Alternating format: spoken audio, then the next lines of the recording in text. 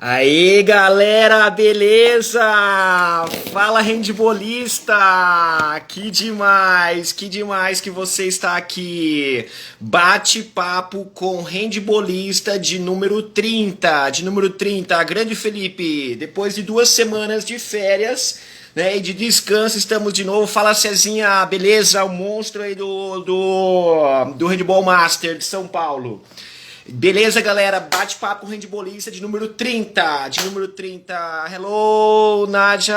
Welcome to my friend. Ah, que demais. Olivelton, show de bola. Fala, Felipe. Felipe tá lá no Master. Cezinha também tá voando. Galera, é o seguinte, recados antes da gente chamar o nosso convidado super especial. Toda segunda-feira, 8h30 da noite, live ao vivo no YouTube. Toda segunda, 8h30 da noite, religiosamente, nós temos uma live de 30 minutos, certo? Pontual.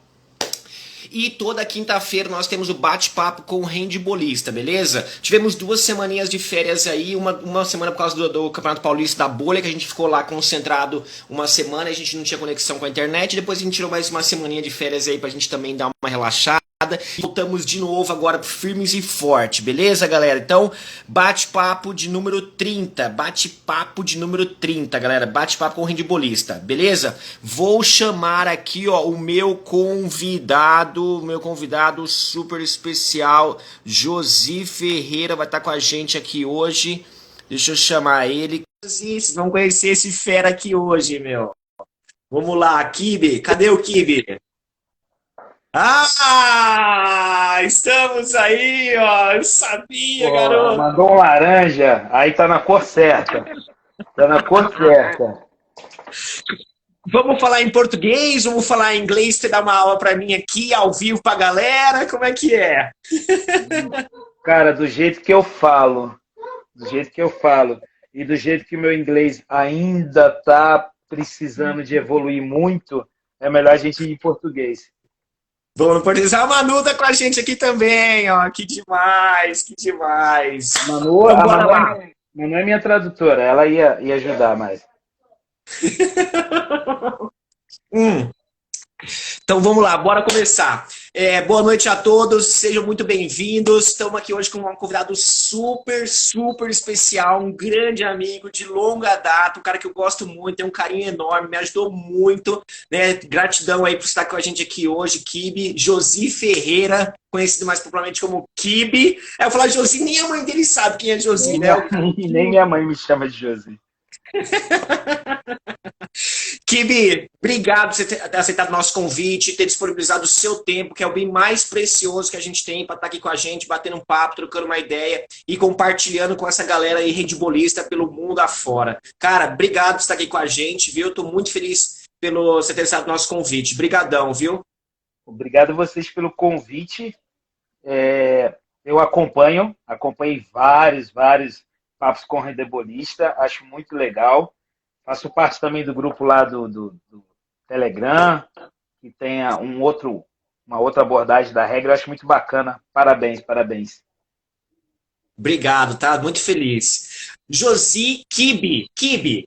Cara, Kibe, tem uma galera aqui no nosso Instagram que ela é bem nova. Que a galera tá começando a jogar o handball, tá começando a conhecer modalidade. Cara, se apresenta pra essa molecada que tá chegando aí, essa garotada que tá chegando agora. Quem é o Kibe Ferreira? Então, eu sou um cara que conheceu o handebol muito tarde. Na verdade, eu tive meu primeiro contato, assim como a maioria das pessoas, eu tive o meu primeiro contato com o handebol na idade escolar. Já era do ensino médio. E aí eu tive esse contato, mas a escola era tudo pro futsal e o handebol era aquele pessoal ruim de bola que ia lá, né? E eu comecei, cara, fui no gol ajudando, eu era bem gordinho, né? Eu com 16 anos eu pesava 115 quilos e eu acabei indo no gol. E aí tive um contato com o handebol, mas foi uma coisa pouca ali na escola, bem pouco mesmo. E aí eu gostava mesmo era de basquete, jogava basquete até relativamente bem, mas também eu com acho que 13, 14 anos, acho que eu já tinha essa altura que eu tenho hoje, perto de 1,80. Então, na idade escolar fazia muita diferença a minha altura para o basquete, mas depois, né, eu parei de crescer e a molecada continuou. E aí eu fui, cara, quando eu passei na faculdade, na UFRJ, eu era calouro e eu entrei num ginásio assim e eu perguntei para os caras que estavam alongando no chão, né? Pô, é aqui que é aqui que treina o handebol? Os caras falaram, mas não é hoje não, é amanhã. Eu falei, não, é aqui que treina o basquete, perdão, é aqui que treina o basquete? O cara falou, mas não é hoje não, é amanhã. Eu falei, obrigado. Aí quando eu fui saindo, o cara falou, não, mas peraí, você é calouro? Eu falei, sou. Ele falou, então, tá faltando gente aí para completar a pelada, você vai ter que jogar. Eu falei, não, mas eu não jogo handebol não. Ele falou, não, mas a gente não perguntou, você é calouro. Tem que fazer o que a gente manda. E aí essa era uma pelada mista, cara, com um cara que foi muito importante na minha vida como handeboleiro, que era o Armando, professor universitário lá no Rio, árbitro, tem uma barbicha assim, bem grandão. E o professor Armando, cara, era que comandava essa pelada que jogava alunos da faculdade, alunos de outros cursos, não só da educação física, alunos de outras universidades iam para lá jogar. E aí, minha vida no handebol começou assim. Quando eu tinha alguns meses que eu treinava no time da universidade, a gente foi convidado para jogar o estadual. Só que aí eu já não era mais gordinho, eu já entrei na faculdade com 80 quilos, que eu sempre soube que eu queria ser educador físico, e eu via uma relação direta em estar aptos para fazer as atividades físicas e dar aula, né? E aí a gente foi muito mal, né? No time de universidade, jogando contra grandes equipes, até o Manel tá aí conosco, o Manel lá do Rio, e tinha o Vasco da Gama, tinha o Nilópolis, tinha equipes muito boas, Caxias, e a gente, obviamente, né? Mas a gente jogou, eu tomei gosto pelo negócio, e aí em seguida eu fui pro Bingo Arpoador Mangueira, que talvez tenha sido... era um time que era do bingo, na época os bingos eram legalizados no Rio de Janeiro, né? E a gente treinava na quadra da Mangueira, da escola de samba, tinha um treinador que foi um cara que de fato me fez gostar de trabalhar com handebol, era um cara muito competente, dando treino, assim. No banco ele não era legal, não, dava uns puxão de orelha na gente, uns esporros danados, que era o João Mandarino, gente da melhor qualidade. E esse time do Bingo Arpoador Mangueira, cara, me deu muita coisa legal, tipo, conheci o Jaime lá, eu sou padrinho de casamento do Jaime, eu tenho, se eu for, precisa de umas 5 lives para contar as histórias que eu tenho com o Jaime aqui. O Leozão, que é meu sócio hoje aqui na Liga de Handebol dos Estados Unidos, eu conheci no bingo, tive muita oportunidade. Bruno Souza, eu era júnior, treinava depois com o pessoal do Vasco, mas foi muito legal. E onde a gente se conheceu, eu sou um ex-atleta, fui um atleta de mediano para ruim, mas sempre tive muita sorte, estive no lugar certo nas horas certas. O handebol me deu tudo que eu tenho hoje. Eu tenho um filho mais velho, de 23 anos, que mora em Goiânia, conheci a mãe dela nas quadras. Eu tenho uma filha adotada em São Paulo, que é nossa filha de coração, que a gente conheceu nas quadras. Eu sou casado com a Manu, que essa sim é a grande craque da família, ela não enganou ninguém, ela jogou handebol de verdade. Sou casado com ela, vai fazer 20 anos, a gente tem 2 filhos. E no handebol, cara, eu fiz de tudo. Eu fui jogador, atuei Vasco, Caxias, Bingo, Santo André, São Caetano, Mogi das Cruzes. Depois fomos para a Espanha. Fui árbitro nacional de beach, fui um árbitro regional. Fui treinador e auxiliar técnico, tanto em Santo André quanto em São Caetano. E aí, cara, quando a gente voltou da Espanha, a gente foi morar na Paraíba. A Paraíba, eu não quero entrar nesse detalhe, mas o handebol da Paraíba, ele é bem desorganizado, porque a gente está na mão de uma... O handebol paraibano está na mão de um cacique, um coronel lá que manda prender e manda soltar. Não vamos entrar nesse detalhe, mas eu desisti do handebol, acabei migrando para outro esporte. Hoje eu trabalho também com beach tênis, mas quando a gente veio aqui para os Estados Unidos, acabou que a gente resolveu voltar, e isso eu vou contar lá na frente depois. Mas sou um ex-jogador, sou ex-árbitro, trabalho com gestão, muita coisa assim. Que demais. Galera, é isso aí, ó. O Kibe, meu, ele foi um atleta, ele foi árbitro, né? E hoje ele tá morando nos Estados Unidos, né? E ele tem um projeto muito legal que a gente já vai falar daqui a pouco, que ele criou o Orlando Handball Clube lá, né, em Orlando. E ele vai contar um pouquinho pra gente daqui a pouco sobre esse novo clube aí, vai falar um pouquinho sobre como tá o handball nos Estados Unidos. Eu, sinceramente, acho que o handball nos Estados Unidos ele vai crescer assim de um jeito astronômico nos próximos 3, 4, 5 anos, né? E vai ser também um ótimo mercado de trabalho para brasileiros, né? Para latinos aqui. Eu acredito muito nisso, né? Assim como eu tenho vários amigos que estão lá no voleibol, né? E no futebol, eu acredito que vai abrir muita vaga, mas muita vaga, muita oportunidade de trabalho para quem trabalha com handball, né? Porque eu, sinceramente, Kibe, eu acredito que os Estados Unidos vai ser a potência aqui da América nos próximos, quem sabe no próximo ciclo olímpico, né? Eles não vão querer ficar de fora de não ter um handball assim na elite da América e do mundo. Eu acredito muito nisso. Mas a gente já vai falar sobre isso daqui a pouco. Kibe, como é que foi essa sua saída, essa sua transferência, né, de São Paulo, que é o berço do handball, né, onde você jogou aqui, onde você atuou como árbitro, né, foi árbitro nacional de handball de areia, né, para ir para o Nordeste e depois fazer essa ponte para os Estados Unidos? Então, primeiro a gente foi para a Espanha, né? Quando a gente saiu, quando a gente saiu de São Paulo, a gente foi para a Espanha.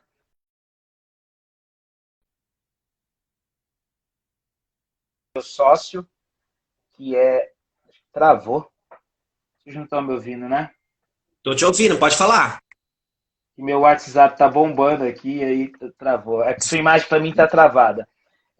Ah, só pra mim. Tá rodando, pode ir que tá rodando. Tá. Eu tenho um irmão que foi o handebol que me deu, que é o Kiko. A gente trabalha junto tem muitos anos. A esposa dele é uma atleta olímpica, a Fran, né, que jogou em Jundiaí, jogou em Santo André há muitos anos. E a gente era sócio, né, para quem não sabe, além disso tudo, eu ainda sou comerciante. Quem joga handebol há mais de 15 anos tem que ter comprado um tênis comigo em São Paulo, aí, senão não jogou handebol. E eles foram para a Espanha. A Fran foi primeiro para a Espanha, ficou lá 6 meses. Aí o Kiko foi embora, a gente era técnico e auxiliar técnico em Santo André, trabalhávamos no Colégio Arbus também. E aí, em seguida, eles levaram a minha mulher, que teve uma oportunidade de ir lá jogar na Espanha. E aí, cara, 4 meses depois eu fui na função marido, né? Não tinha bola para jogar uma liga espanhola. Eu fui na função marido para me virar lá. E aí, quando a gente chegou lá, o time jogava, o masculino jogava a terceira e a quarta divisão espanhola. Para quem ainda não teve a oportunidade de ver, a Espanha hoje tem 7 categorias masculinas adulto, né?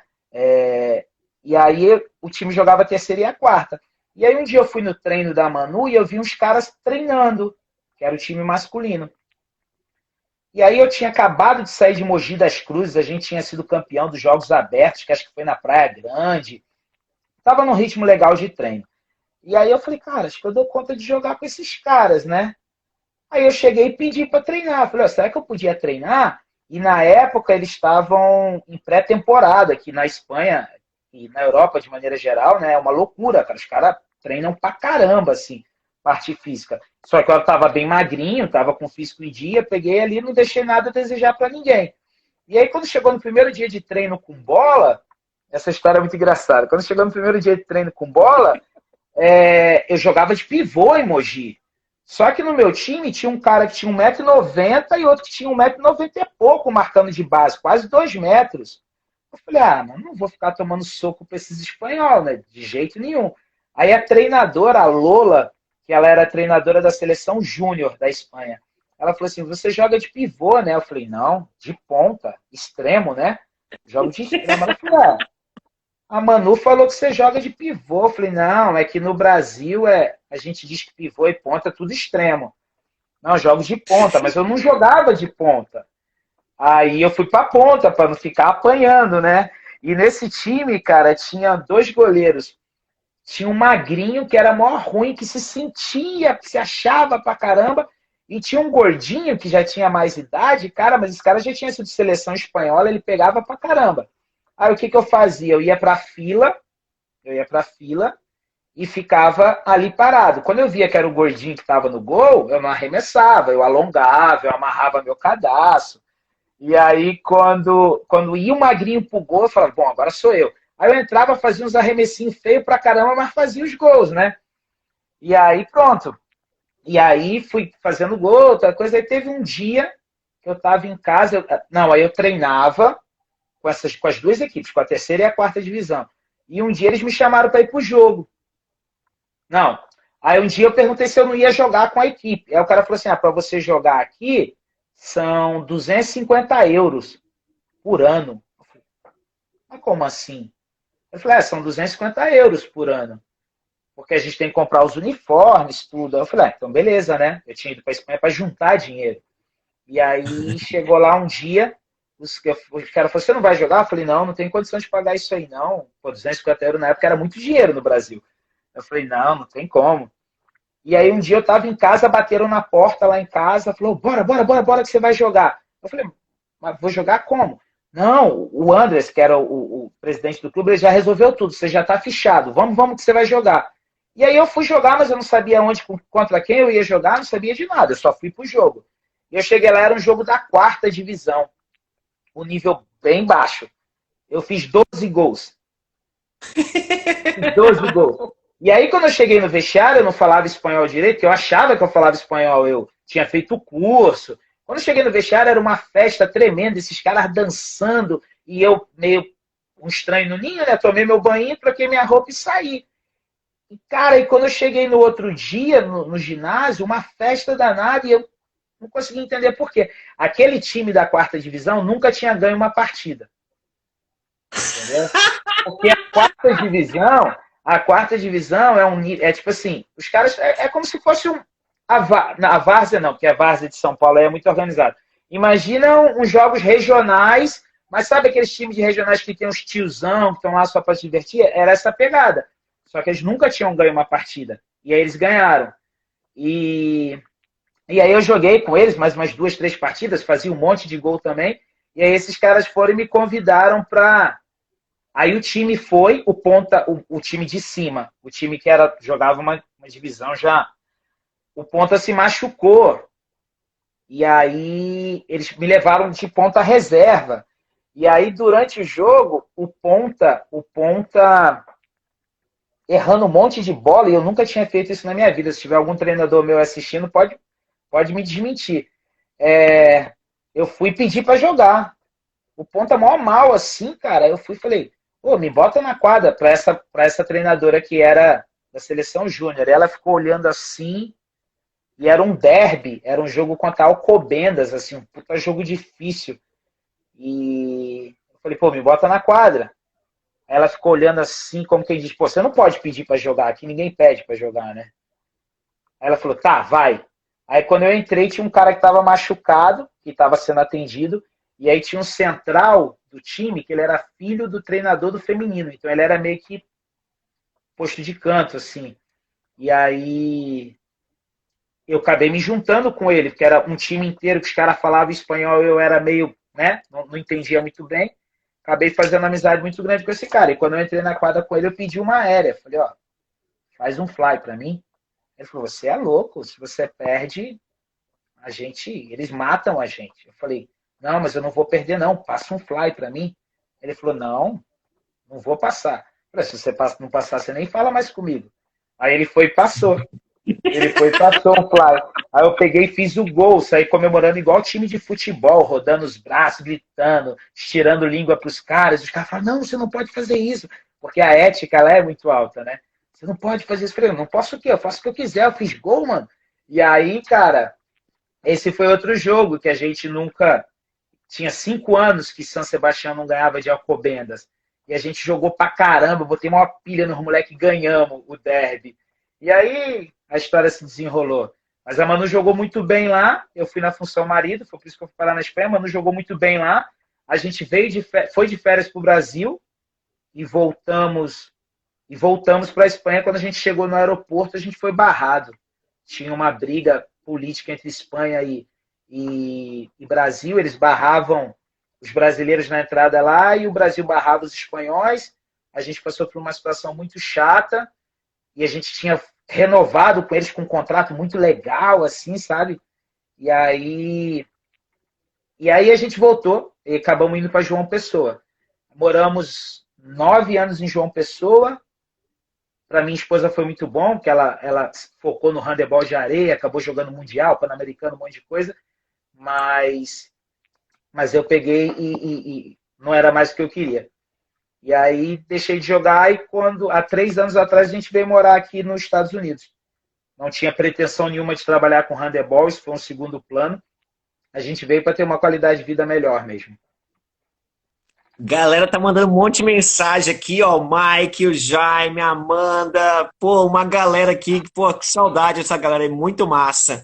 Ó, deixa eu ver se apareceu aí o professor Ricardo Gonçalves. Ó, fala, Adri, beleza, irmão? O único árbitro que dá trabalho pros rodoboys. Sensacional, muito legal, show de bola. Grande abraço, Ricardo. Bom, um abração pra galera aí, ó, tá todo mundo com a gente aí, a Evelyn, nossa, mó galera. E aí, show de bola. Galera, manda sua pergunta aí que eu coloco aqui pro Kibe ler pra gente, beleza? Kibe, e aí, vocês ficaram 8 anos na Paraíba, aquele massa, Nordeste maravilhoso, calorzão, qualidade de vida lá em cima. E quando que teve e como que surgiu essa oportunidade de ir para os Estados Unidos? Então, eu sou sócio do Kiko. A gente chegou a ter 2 lojas lá em João Pessoa, mas hoje a gente só tem uma. E aí, a nossa loja vendia uns produtos esportivos. Em um dado momento, ela virou uma loja de multimarcas. A gente vende roupas e acessórios masculinos. E aí, a gente virou sacoleiro. A gente vinha para cá, para os Estados Unidos, comprar mercadoria e levar para o Brasil, para vender no Brasil e tudo. E aí, conclusão. Cara, eu vim tanto para cá, para Orlando, eu entrei e saí 22 vezes em 30 meses. Entendeu? Caralho! E aí, cara, Orlando, eu sou suspeito, mas Orlando é muito da hora. Aí eu sempre falei que um dia eu queria morar aqui, um dia eu queria morar aqui, aí pegou a doida da minha mulher que aceitou, aí a gente veio embora, meio que chutamos o pau da barraca lá e viemos embora, entendeu? Viemos pra morar mesmo, e foi bem legal. Estamos curtindo muito, não temos planos de voltar. Que da hora, meu, que demais. E aí você chegou em Orlando, você tinha amigos aí, já tinha conhecidos, como é que é? Como é que foi esse primeiro momento aí em Orlando? Eu sei que você já conhecia, tinha passeado bastante e tal, mas morando mesmo, como é que foi esses primeiros meses, primeiros dias, como é que foi pra vocês? Cara, eu vinha muito pra cá, né? Então teve, tipo, 4 meses antes de eu vir, eu trabalhava com produção e eu vim produzindo o show de um cantor que é muito popular em João Pessoa, Pernambuco, Rio Grande do Norte, já fez, sei lá, Caldeirão do Hulk, já fez um monte de coisa assim. E eu vim produzindo o show desse cara, mas eu já vim na intenção de fazer conexões e de me aproximar de pessoas que iam facilitar quando eu estivesse morando aqui. Quando eu fui morar na Paraíba, eu morei lá 9 anos, o primeiro amigo que eu fiz quando eu cheguei na Paraíba, ele já tinha vindo para cá. E o vizinho dele também já tinha vindo antes. Então, quando eu cheguei aqui, eu fiquei 10 dias na casa desse meu amigo. Eu já conhecia algumas pessoas, já tinha alguma ideia de onde eu queria morar, tal e coisa.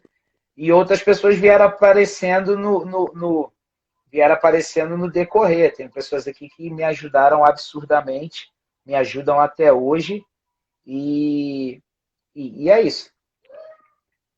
Que demais. Ô Kibe, Manu, sua esposa, jogou aqui em São Paulo durante muitos anos, foi da seleção brasileira, teve participação no beach também, handebol de praia aí, né? Uma carreira assim extremamente gratificante, né? Eu super orgulhosa aí da carreira da Manu.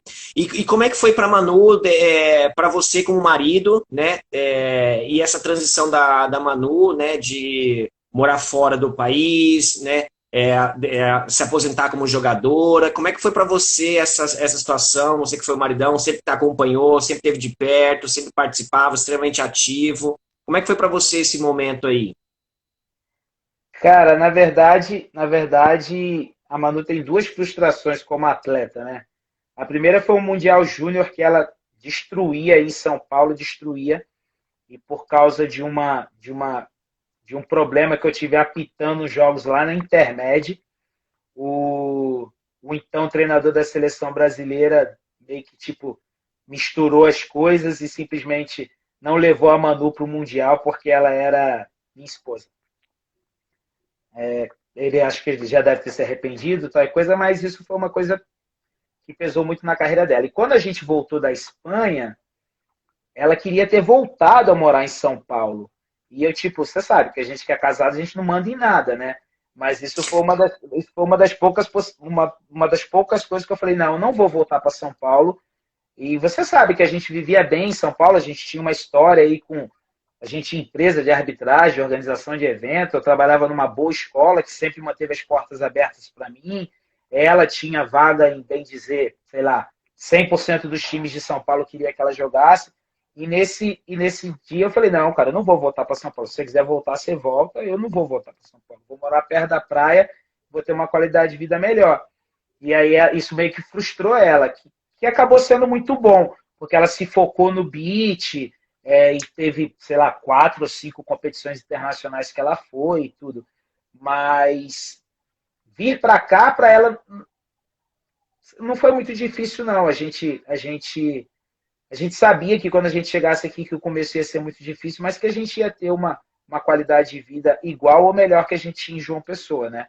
Mas ela, quando a gente veio, ela já não estava mais naquele pique, pensando em jogar, tal e coisa, entende? Mas o handebol não foi Nesse momento, o handebol não foi um empecilho, não. Olha lá, tem E gente com, lá do Catar, ó. Acácio Filho, lá, campeão da Liga. É Qatari que fala? Acho que é, né? Campeão da Catar. Liga Qatari. É isso aí, Cacacinho, cabelo de miojo. Beijo, moleque. Ô, Kibe, e como é que foi aí depois vocês chegaram em Orlando, começaram a trabalhar aí, se estabilizar, a escola das crianças, né? E como que surgiu o handball aí? Como que você já sabia que tinha algum trabalho de handball, não tinha? Como é que foi esse primeiro contato com o handball aí? Cara, eu tenho um amigão que todo mundo conhece, que é o Mineiro, Mineirinho Espetáculo. Mineirinho mora em Miami. E quando a gente veio morar aqui, o Mineirinho apresentou pra gente uma menina, a Vanja. Eu não sei se ela é croata, é alguma coisa ali, aquela pontinha da Europa, né? E a Vanja, ela tentava reunir um pessoal aqui para treinar. E o negócio nunca ia para frente. E aí, uma vez, uma amiga da Manu, a Robertinha, que jogou com ela lá na Paraíba, mandou uma mensagem para Manu e falou assim: Manu, começou a ter um treino de handebol. Você não quer treinar conosco? E a Manu falou: pô, handebol aqui, que legal. Ela falou: já tem umas 15 meninas na lista. Aí a Manu falou: pô, eu vou. Aí quando ela chegou lá, ela foi pro treino e eu fui junto, né? Fomos eu, ela, as crianças.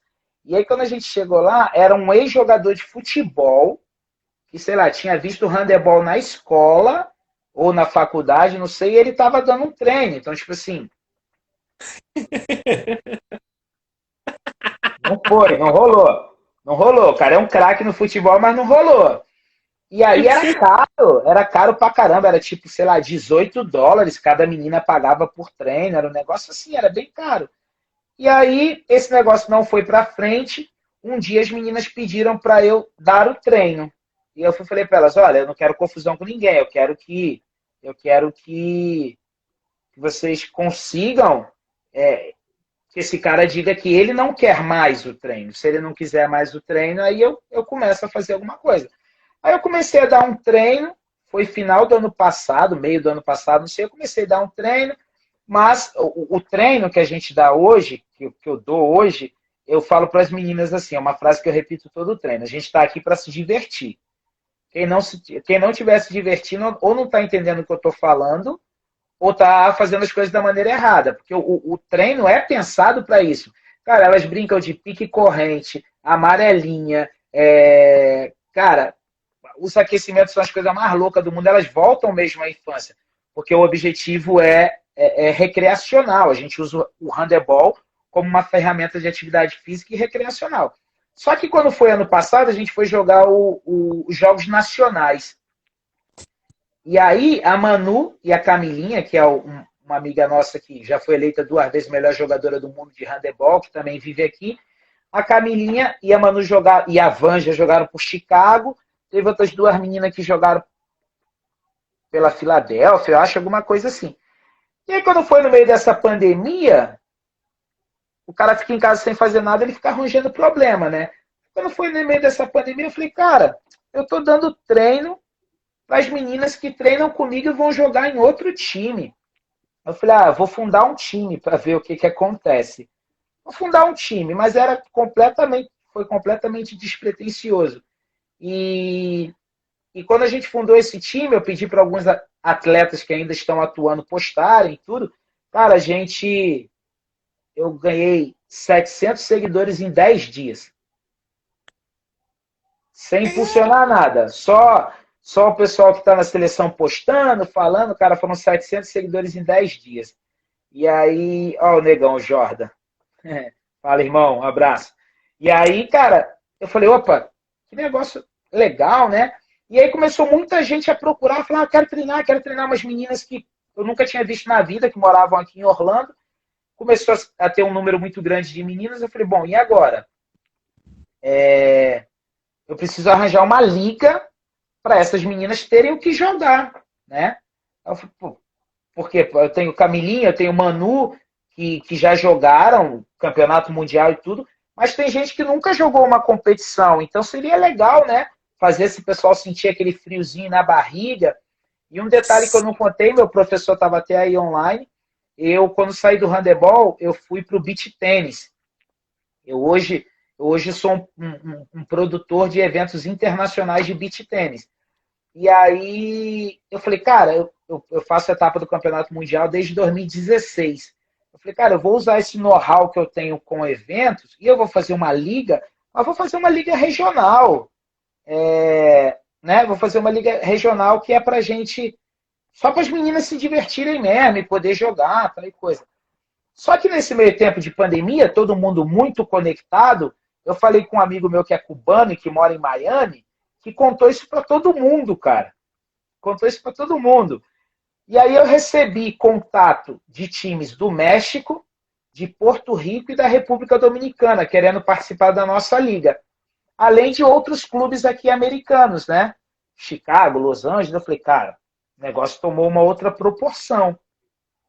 Falei, então vou fazer uma liga, né, para que as pessoas possam vir a Orlando jogar conosco. E aí a gente começou a desenvolver esse trabalho com o handebol e com a liga. E aí o negócio começou a ficar um pouquinho mais sério, né? Essa pandemia não acaba nunca, então tem atleta que está com medo de treinar por causa da pandemia, mas de maneira geral já está tudo muito bem encaminhado no que diz respeito ao time de Orlando e a American Handball League. E a American Handball League, então, ela abrange os times ali, as cidades, os estados vizinhos, né? E alguns convidados também de outros países, né? Então, por exemplo, assim, qualquer entidade, qualquer clube que queira jogar, participar da liga, não tem nenhum problema, né? Nenhuma burocracia. Por exemplo, assim, é só daqui do estado, só aqui do país, não tem nada disso, não rola. Não, nenhum impedimento. Eu costumo dizer que eu não invento nada, né, Dri? Eu encaixo as pecinhas da maneira que elas ficam melhor encaixadas. Então, por exemplo, eu não fiquei tentando inventar uma coisa nova. Eu fiz o que a NBA faz, o que a NFL faz, o que a Major League Soccer faz. Tem time do Canadá, tem time, né? Então, tipo, pra gente não tem problema. Aqui os voos são muito acessíveis. Você às vezes paga $40 para ir e voltar para um estado quando você pega uma boa promoção. Então, como a gente tem a ideia de já ter as datas previamente estabelecidas, a gente acredita que isso vai facilitar muito para as pessoas, né? Para as equipes virem jogar. Então, não tem impedimento nenhum, é uma liga open que a gente fala, né? Você escreve sua equipe e vem participar, somente. E qual é a ideia de vocês? É fazer, por exemplo, assim, um campeonato anual com várias etapas, com jogos dia de semana? Qual que é a ideia de vocês para o próximo ano? Então, essa ideia da liga surgiu também porque eu vou dizer que eu fiquei meio decepcionado. Quando a gente foi jogar os Jogos Nacionais, foi eu, a Manu, a Camilinha e meus 2 filhos de carro. Dirigimos 12 horas indo e chegamos numa cidade muito legal da Carolina do Sul, ou do Norte, não sei. E a gente foi para lá para jogar. Cara, e quando eu cheguei lá, eu fiquei muito decepcionado. Porque eu tô no país da NFL, tô no país da NBA. E, cara, eu cheguei lá no ginásio, Dri, não tinha nada. Nada. Nada. Você chegava com sua mochila, você jogava, você pegava e ia embora. Acabou. Não tinha uma festa de confraternização, não tinha nada. Não tinha uma música tocando, era um ginásio dos sonhos, assim. Você imagina um complexo com 4 quadras maravilhosas, com placar eletrônico, com piso suspenso, a coisa mais linda do mundo. Cara, não tinha nada. Nada. Eu falei, cara, como pode?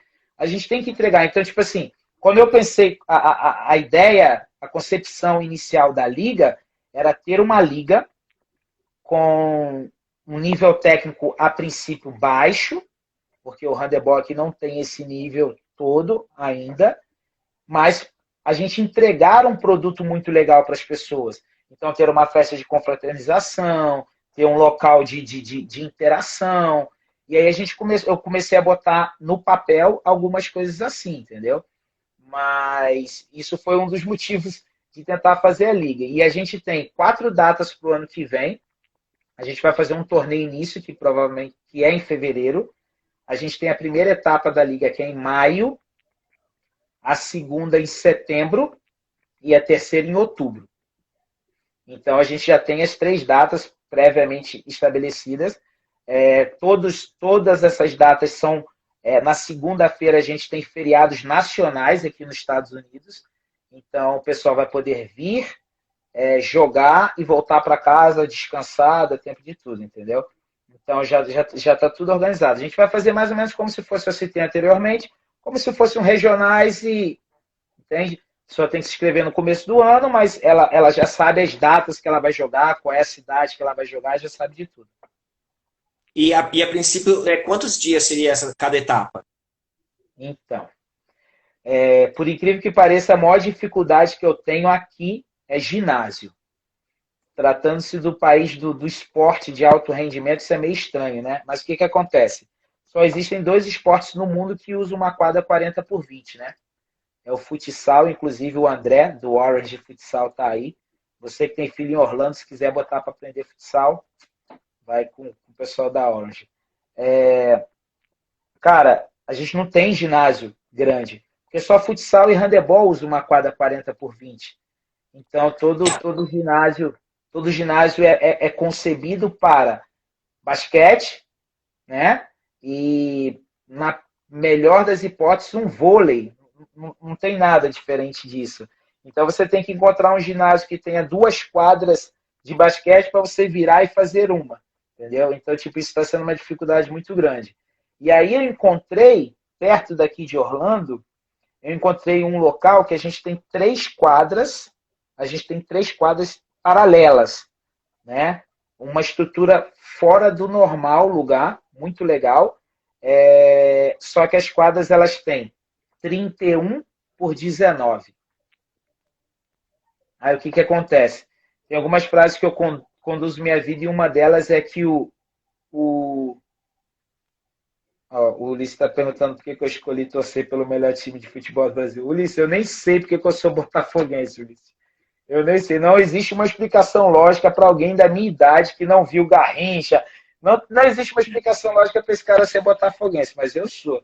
E vamos lá. Cara, e eu acho que o feito é melhor do que o perfeito, né? E acho também que o bom ele é inimigo do ótimo.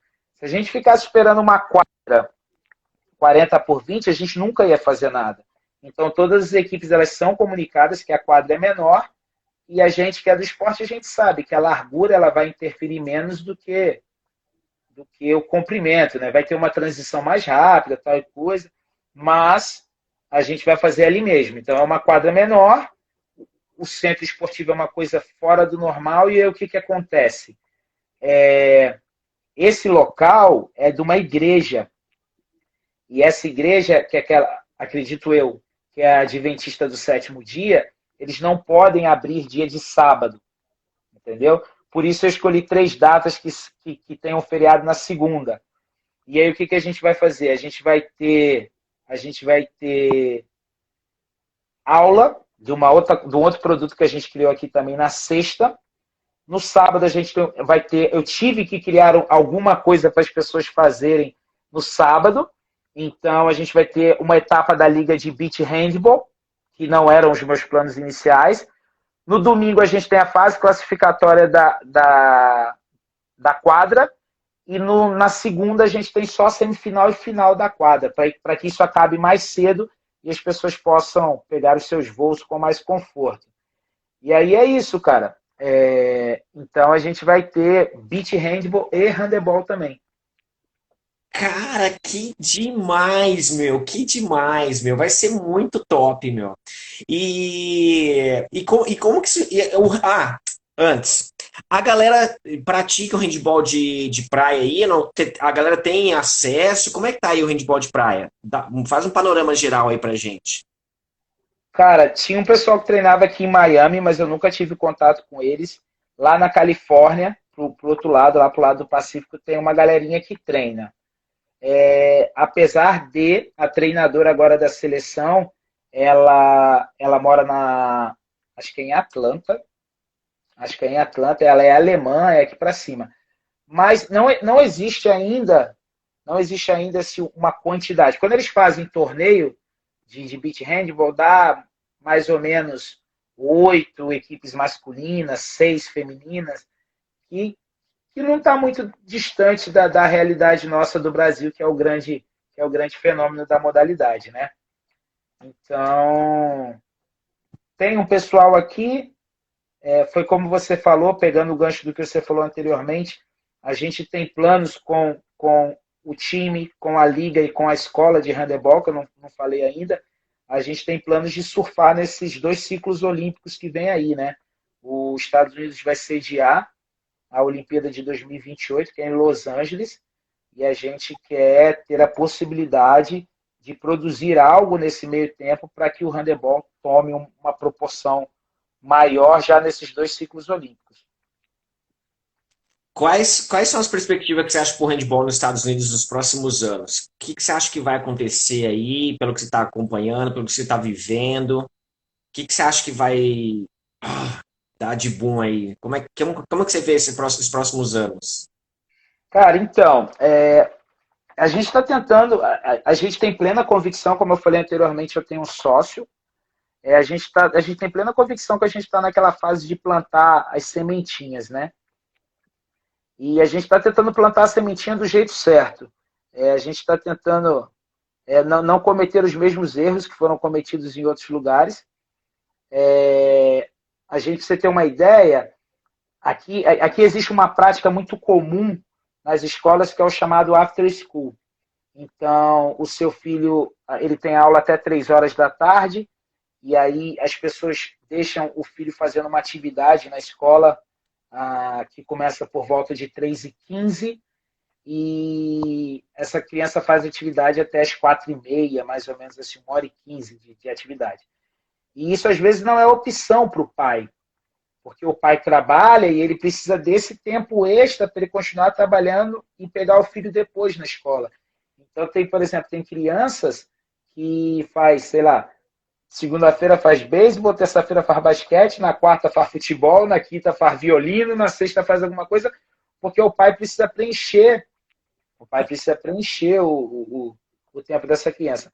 E a gente recebeu um convite por conta do time de trabalhar com after school, de ensinar o handebol para crianças de escola, de colégio do elementary school, né, que vai aqui até 12 anos.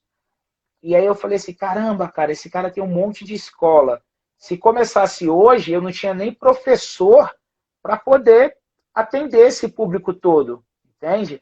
Aí o que eu pensei? Bom, já sei. Vou qualificar professores aqui. Aí, ó, Jaime. Ah, não tem, Jaimelão. Depois a professora Adriana vai responder. Eu falei, cara, tem que qualificar professores aqui para ter um mini handebol, né? Aí o que eu pensei? Tem um amigão aí em São Paulo, que é referência no assunto, que é o Diego, autor de 3 livros, palestrante, curso em vários países. Eu falei, eu vou trazer o Diego para cá, que é para ele dar um curso de mini handebol e a gente qualificar pessoas para que trabalhem nas escolas com a gente. De novo, não estou inventando nada, era isso que faziam conosco na Espanha. Na Espanha a gente jogava e nós mesmos que éramos atletas da equipe, era gente que ia para a escola dar treino para a molecadinha. Então, tipo, os ídolos, né, que eles viam no pavilhão jogando, era quem estava dando treino para eles. E essa é a nossa intenção. É eu pegar uma menina que treina comigo e falar assim, olha, você leva o maior jeito com criança. Você não quer ganhar um dinheirinho extra? Você vai dar aula segunda na escola tal, terça Natal, quarta Natal, quinta Natal e sexta Natal. Entendeu? E aí essa pessoa vai ganhar uma grana com o handebol, que fica mais fácil. E aí eu resolvi chamar o Diego para dar esse curso de mini handebol. E um dia eu conversando com o meu grande mentor do handebol, o Washington Nunes, ele falou, quer dizer que você chama o Diego para dar treino aí e não me chama? Aí eu falei, não, professor, peraí, deixa eu te falar uma coisa. Deixa eu te falar uma coisa. Como é que eu vou trazer você para ensinar a técnica de corrida se o povo está engatinhando ainda? Ele falou, não vem com essa desculpa. A gente adapta, a gente faz alguma coisa. Aí eu fui, fechei com o Diego, fechei com o Austin. Aí quando eu decidi que ia ter beat, eu falei assim, vou botar a Camilinha, que foi 2 vezes melhor do mundo, para dar algum workshop, alguma coisa aqui. Resumo da história, que nosso tempo está quase acabando. Cara, hoje eu tenho 13 professores / palestrantes que fazem parte da American Handball School. Então eu fechei com o Jaime, que vai dar a cadeira de goleiro de quadra e goleiro de areia. Eu fechei com o Washington, eu fechei com o Diego, eu fechei com o Camilinha, fechei com o Gil Vicente, que é o único homem que foi eleito 2 vezes o melhor jogador do mundo em posições distintas.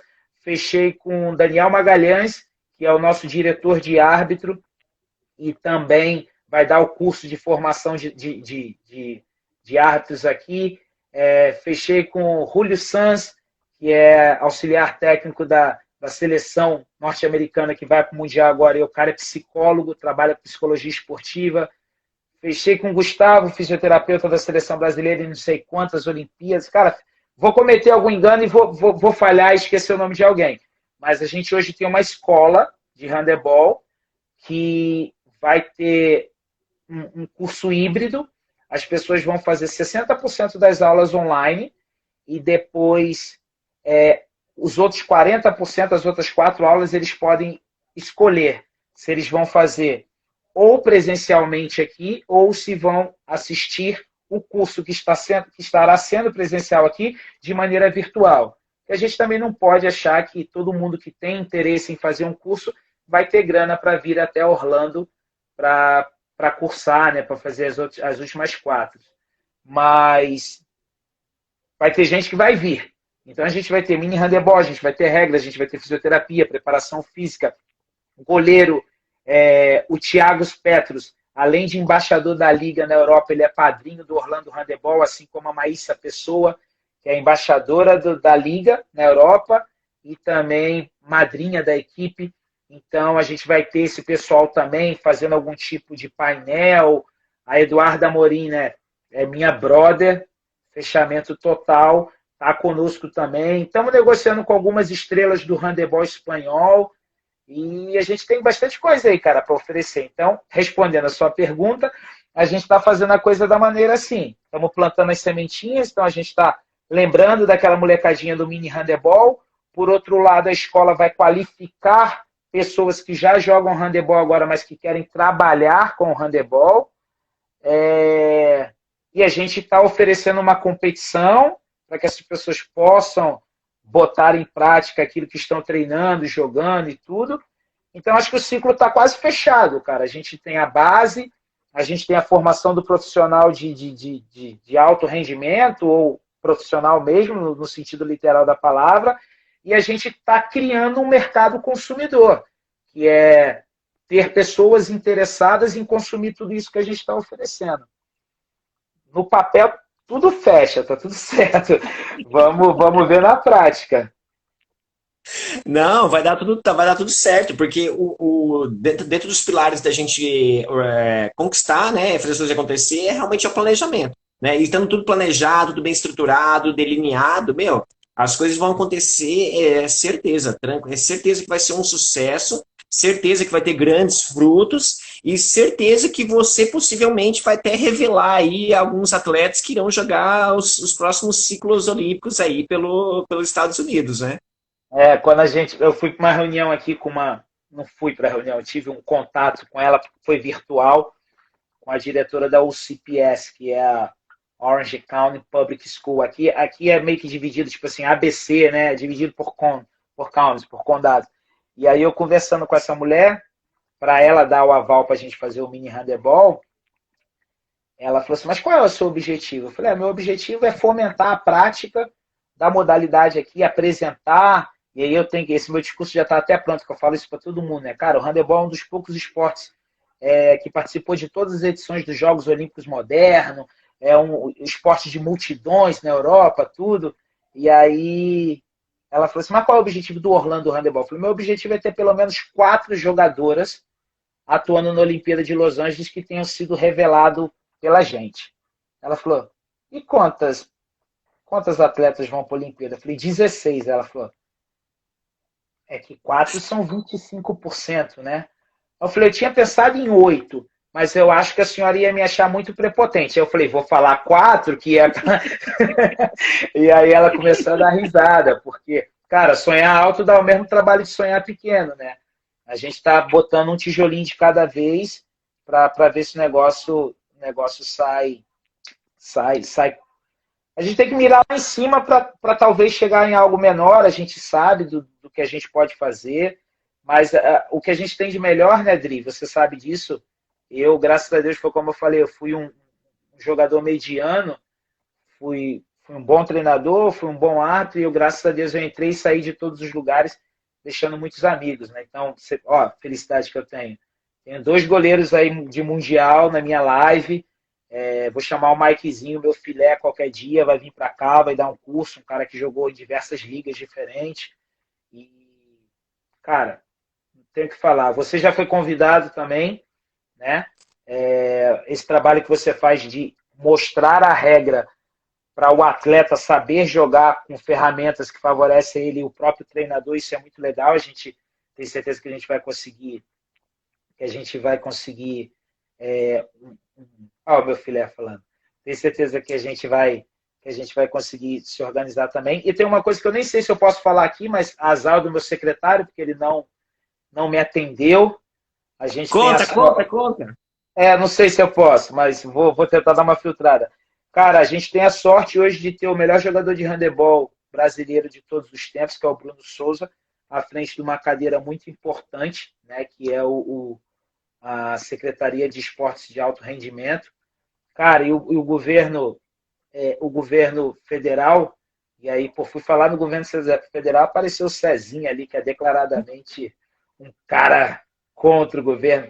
Cara, mas tem algumas coisas muito legais sendo feitas no que diz respeito não só do handebol, no esporte como um todo. Eu acho que meu secretário vai me matar, mas a gente foi procurado aqui e algumas conexões Brasil, outros países estão sendo feitas, e eu acredito piamente, cara, de verdade mesmo, que a gente vai ter algo bem bacana acontecendo no que diz respeito a intercâmbio de atletas de várias modalidades. Tá nesse mesmo pé de tudo que a gente está falando aqui, está tudo planilhado, está tudo acontecendo, as pessoas estão se movimentando, as pessoas estão conversando, as conexões estão sendo feitas e eu acho que quando isso sair do papel, cara, puta, vai ser um presente muito maravilhoso, principalmente para o handebol. Tem outros esportes que passam por esse problema que a gente passa, né, de ter os coroné lá em cima que não solta o osso e suga até a última gota de sangue, os vampirão. Tem outros esportes também que passam por isso, mas a gente tem que falar do que a gente viveu, né, cara? Eu dormi muito embaixo de arquibancada e a molecada não merecia isso, não. E estão sendo criadas artifícios que vai possibilitar o cara a dar aquele pulo, né? A gente sabe que a gente viu muito isso em São Paulo, né, Dri? O cara jogava muito bem na escola, ele conseguiu uma bolsa na universidade, ele se formava na universidade, acabou. Ou ia jogar jogos da cidade, ou ia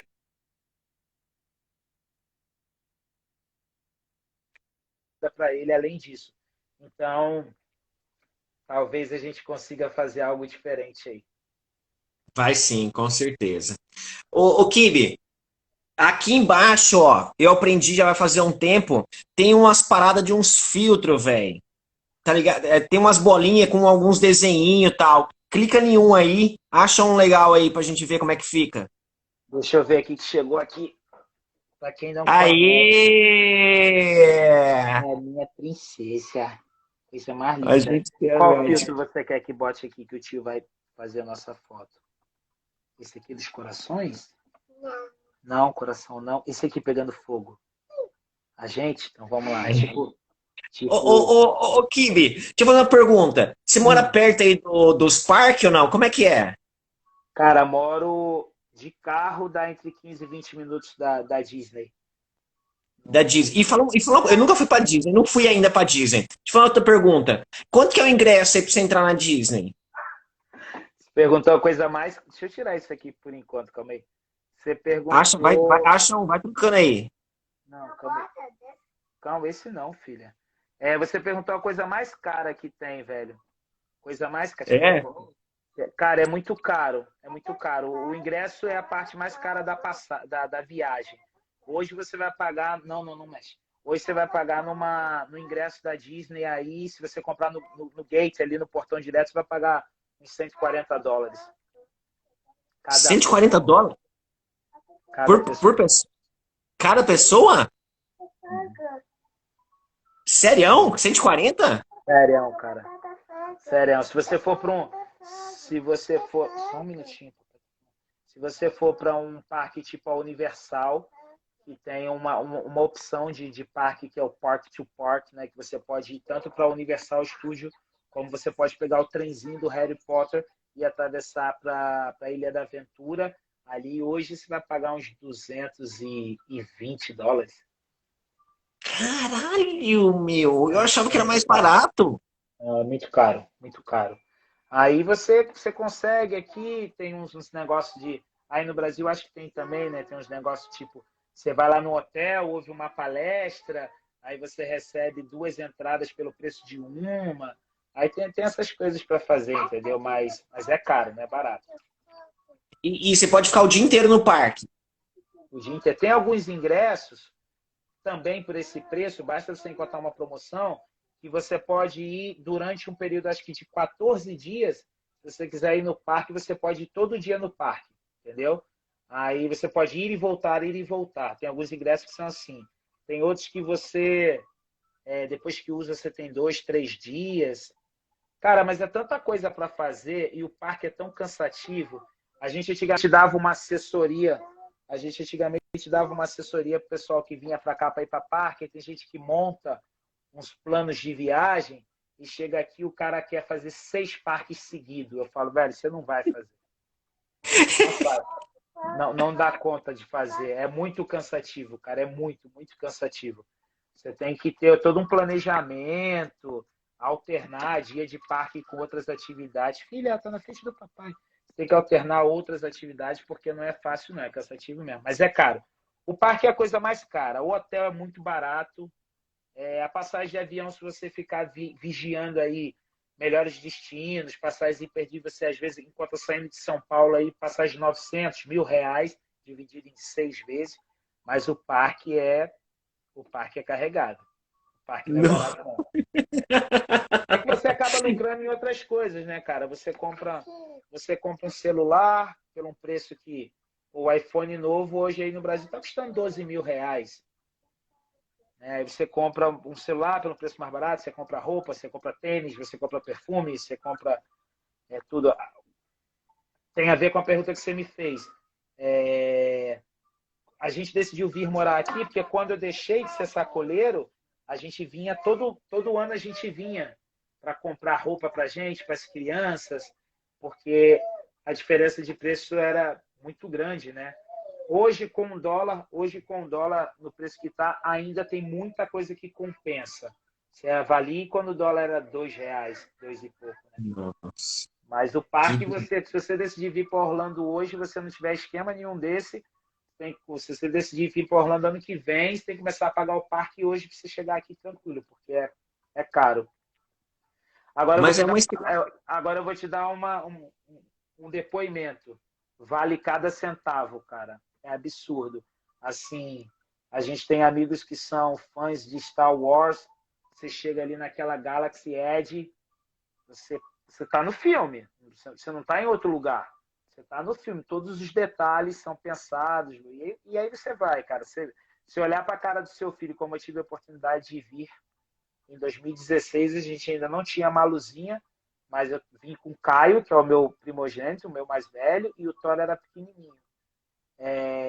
Cara, você vê a cara do seu filho olhando para o castelo, com show de fogos, é uma coisa surreal.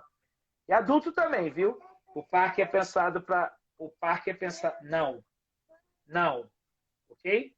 Quando for eu vou te falar, tá bom?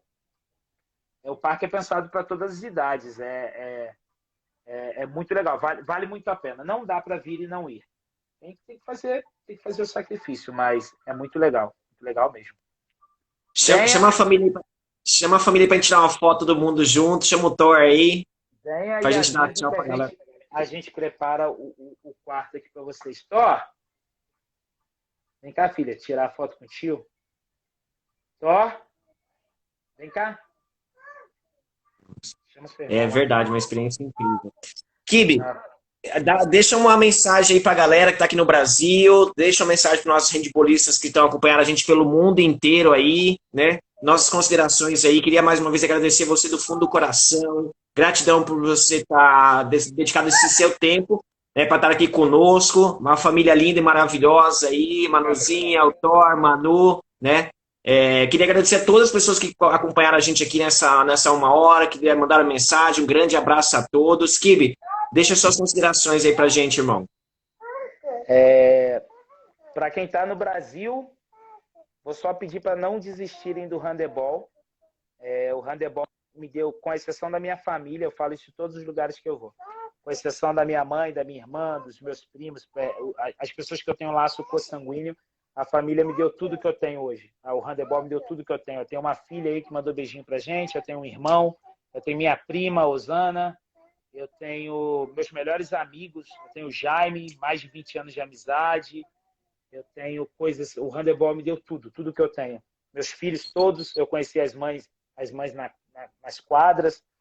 Então não desistam do handebol, galera. Busquem alternativas. Eu falo para todo mundo, eu enjoei do handebol no Brasil, fui vencido, e aí cheguei aqui e resolvi fazer uma coisa diferente. Então, talvez tentem isso. Galera, vai para cima, faz uma liga, sai debaixo de asa de... Eita, tem gente que vai me matar. Aldene, te amo. Sai debaixo de asa de federação, faz uma liga. Depois, quando vocês estiverem forte, aí vocês procuram a federação de novo e faz uma coligação, sabe? O pessoal do Rio de Janeiro fez isso muito bem, respeitando todo mundo. A gente está na Ivanei lá, que é um cara que mora no meu coração. A gente não precisa brigar. A briga não é boa para a gente evoluir. Mas não desistam do handebol. E quem ainda está no handebol, não perca as oportunidades. Eu falo isso para todo mundo. Se você tiver a oportunidade de ganhar uma bolsa para jogar handebol, estude e jogue handebol. Não só jogue handebol e passe passe colando, não, porque o handebol nos dá muitas coisas.